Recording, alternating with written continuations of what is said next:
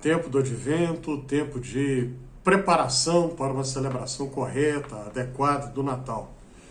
E eu tenho dito nos meus últimos vídeos aqui no Fé e Café, você pode procurar no YouTube que você vai encontrar.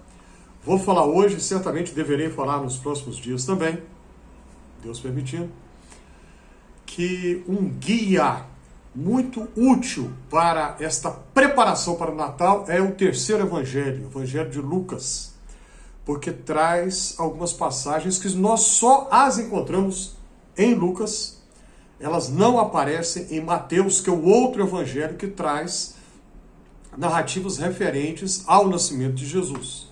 Então, essas passagens exclusivamente lucanas, algumas delas são então anteriores, ou melhor, que narram acontecimentos anteriores ao nascimento de Jesus, e outras trazem acontecimentos posteriores. Em tempo oportuno, eu pretendo tratar dessas passagens aqui.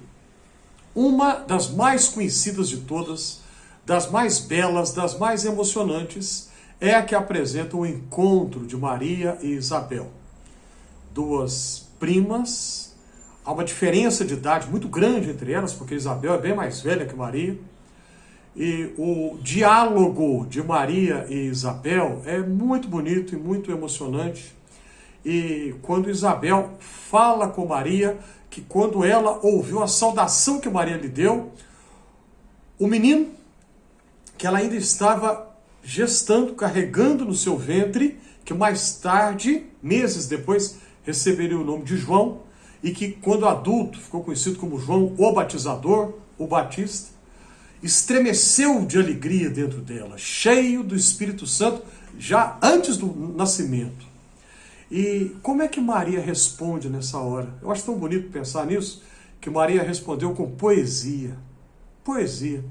Ela não fez um discurso organizado, sistemático, com proposições lógicas, um raciocínio cartesiano. Não.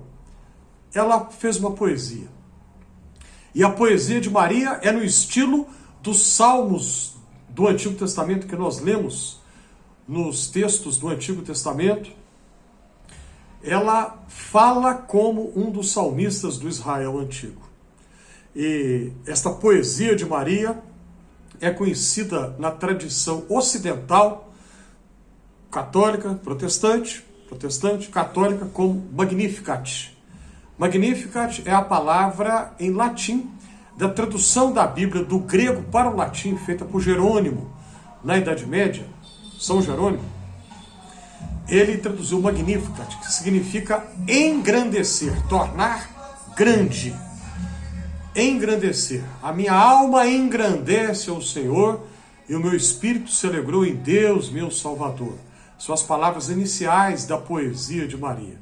E depois ela prossegue. Porque ele olhou para a humildade da sua serva, contemplou a humildade da sua serva. Humildade. Vamos pensar um pouco nisso. Humildade. Humildade é difícil, né? Porque a tendência natural do ser humano é ter orgulho, arrogância. Há dois tipos de orgulho. Um é um orgulho positivo, saudável.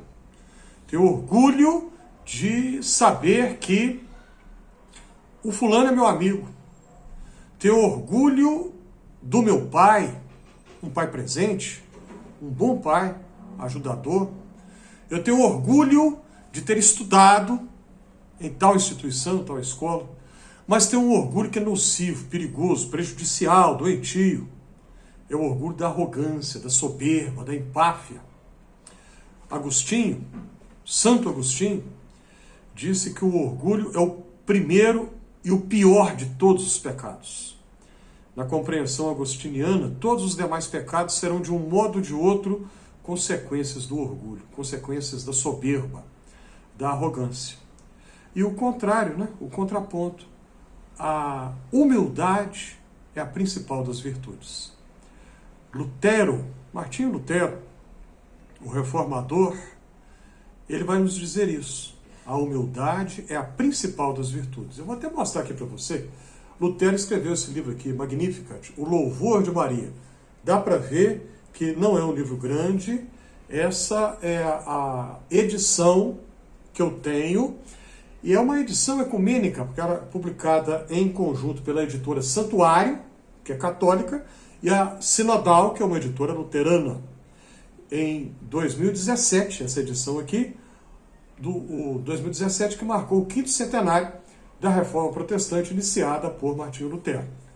Neste texto, o louvor de Maria, Lutero comenta o Magnificat. E nesta frase, ele, Deus, contemplou a humildade da sua serva, Lutero vai discorrer muito sobre isso, que a humildade é uma virtude curiosa, porque ela não tem consciência de si mesma.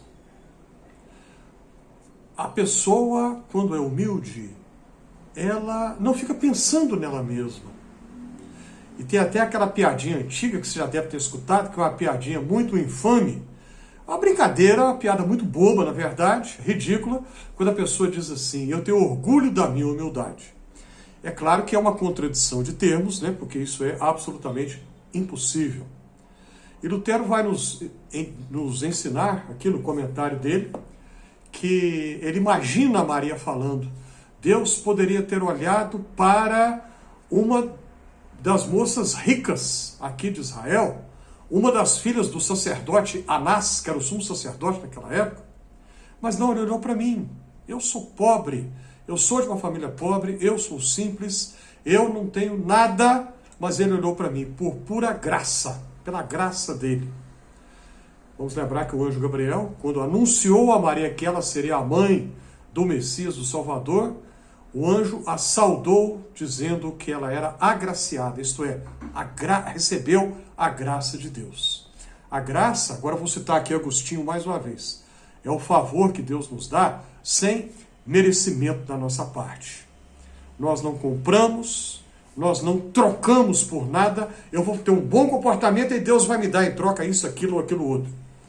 Não é assim que funciona. Como dizem os cariocas, não é assim que a banda toca. A graça é o favor que nós não merecemos. Maria recebe essa graça e a resposta dela qual é? Obediência, alegria e poesia. Quando ela diz: minha alma engrandece o Senhor pelo que Ele fez na minha vida, porque Ele olhou para mim. Ele olhou para mim. Se você acha que esse conteúdo faz sentido, já vai logo clicando aí na mãozinha do joinha, você gasta menos de meio segundo para fazer isso. Não custa nada para você e a mim me ajuda muito. Qual é a sua opinião a respeito? Coloque aí nos comentários. Ajude a compartilhar esse conteúdo. Inscreva-se aqui no Fé e Café. E se você já se inscreveu, eu te agradeço de coração.